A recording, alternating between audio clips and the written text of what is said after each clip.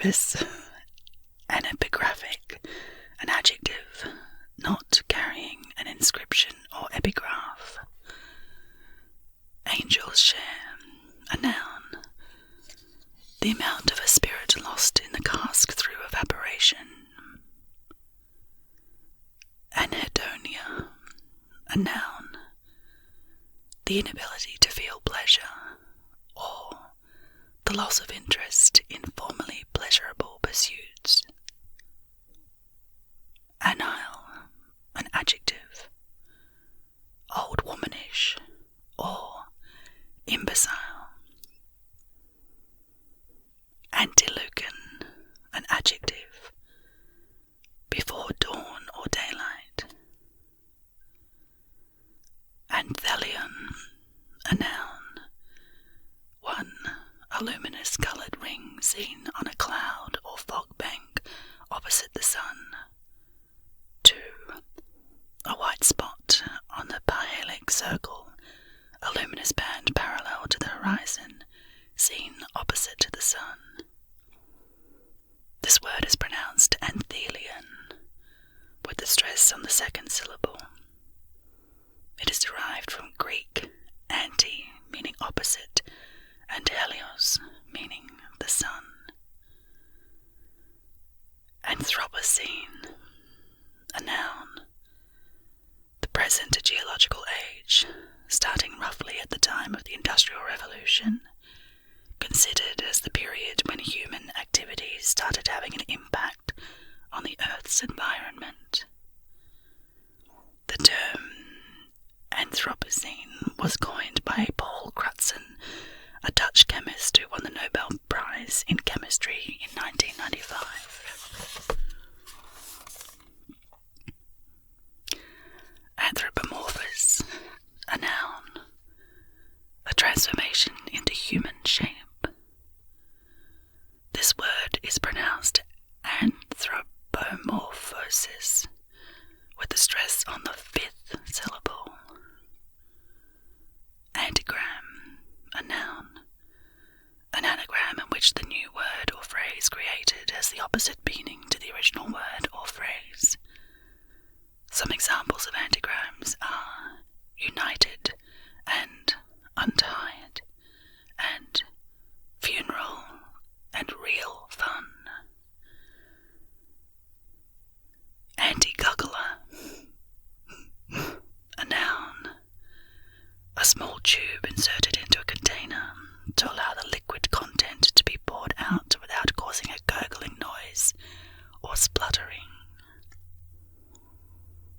Antilog, or antilogarithm, a noun, a number of which a particular number is the logarithm. Antinomian, an adjective, relating to the belief that Christians are emancipated by the gospel from the obligation to keep the moral law, faith alone being necessary. Antinomy, a noun. 1. A contradiction between two beliefs or conclusions, both of which are reasonable in themselves, a paradox. 2. A conflict between two laws or authorities. This word is pronounced antinomy, with a stress on the second syllable. Antithelion, an adjective, opposed to mirth or fun. Thalia is the Greek muse of comedy, who is often portrayed in art holding a comic mask. I'm not sure how to pronounce this, but we'll run with it. Aphaeresis, a noun, the omission of a letter, sound, or syllable at the beginning of a word. Knife is an example of aphaeresis. In Old and Middle English, the initial K sound was pronounced. This was gradually lost, leaving the modern pronunciation knife. Aphesis, a noun, the gradual and unintentional loss loss of an unaccented vowel at the beginning of a word. This is a particular type of apheresis. An example of this is esquire, which gradually lost its unstressed first syllable, leaving us with squire. Another example of this is the development of a scapegoat into scapegoat. Oh my goodness, this next word. Apocatastasis. Okay, Apocadastasis.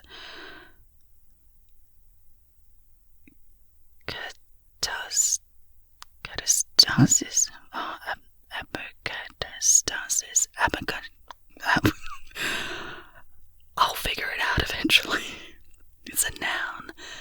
1. The final restitution of all things and the appearance of the Messiah to the final conversion and salvation of all created beings, including the devil and his angels. 2. The process of return to previous or normal condition. Oh gosh, another big one. Synodosis. Oh, if I break it up. Apocalocinodosis. That's a lot of syllables. Apocalocinodosis. I would win Scrabble with that. The process of being turned into a pumpkin.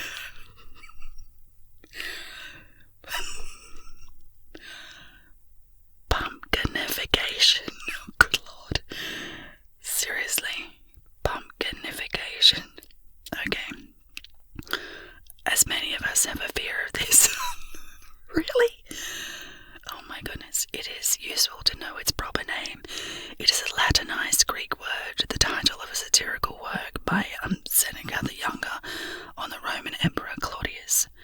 Roman emperors were defied on death, a process known as apotheosis, from apo, expressing completeness, and theos, meaning a god. The Greek word for pumpkin or gourd is colocynthis. So the process of becoming a pumpkin combines apo and colocynthis. This is my family's favourite word, not because of Cinderella, but because our golden retriever is called Pumpkin.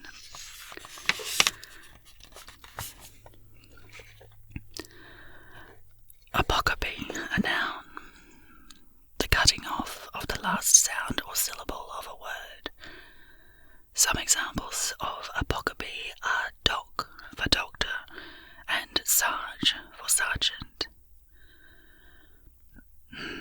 Apolostic, an adjective devoted to the search for enjoyment. Apotropaic, maybe, I'm not sure, an adjective turning aside or intended to turn aside evil. Apposite, an adjective. 1. Appropriate, well chosen. 2. Expressed well. Appreciate, a verb. To bask in the sun. This is a rare word, but worth using in place of its more pedestrian synonym. Sunbathe.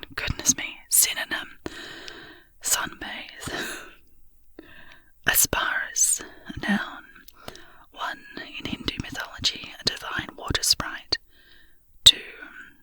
One of these beings represented as a voluptuous female figure in Hindu temple carvings and paintings, etc.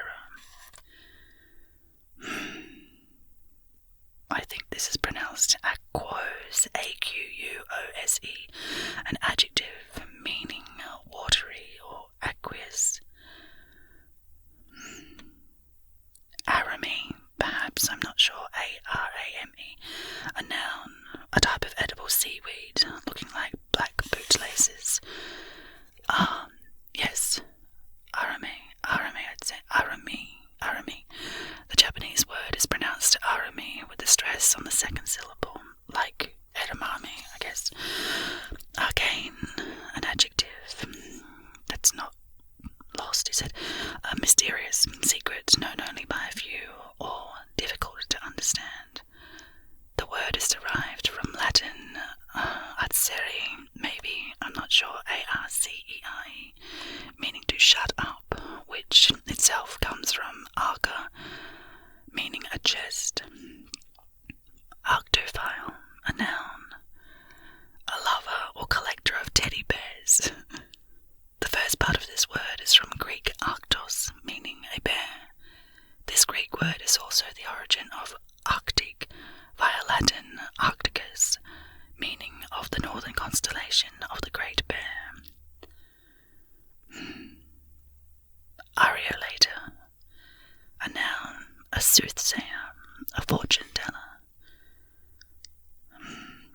Arachnophobia, a noun.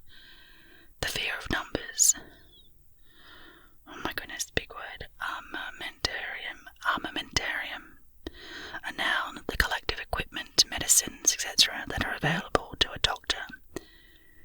If you're wondering if this word is related to armament, you are correct. In Latin, armamentarium is literally an arsenal or armory.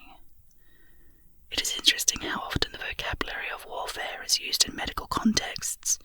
We fight disease, illnesses can be vanquished, and people win or lose their battles with cancer. Armozine, a noun, a kind of taffeta or plain silk, usually black, used for clerical gowns. Aroint, a verb.